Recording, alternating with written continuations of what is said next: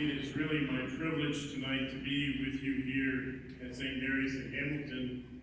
And I want to thank Father Jason in a particular way for inviting me to be present for this special celebration. For me, it's very much of a homecoming in the sense that when I was leaving the Diocese of Augsburg to become the Bishop of Syracuse, my last celebration was in one of my parish churches about this size, which is called St. John the Baptist. And it just happened to be that it was 150 years old, and it had just been renovated, and the bishop was coming to bless the renovations. So I feel very much at home here tonight.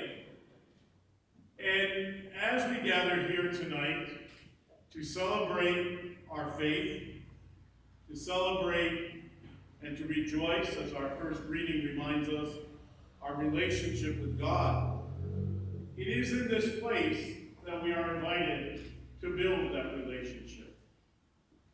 And so tonight I'd like to talk about three pillars of that relationship. And the first pillar we hear of is in our first reading, which is about prayer. About hearing God's word, but then letting that word become part of us. Letting that word become active in us. That is very much what Nehemiah was trying, and Ezra were trying to do for the people of their day. They had built a new temple, but they knew that the temple was more than just mortar and stone. That the true temple was really being built by the people's own embracing, the people's own living of God's commandment.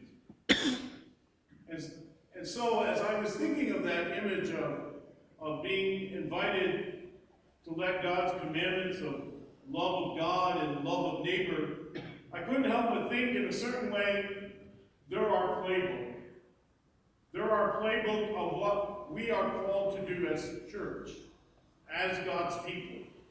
That we are called in a very real way to love God and to love neighbor with all our hearts, with all our soul, with all our strength.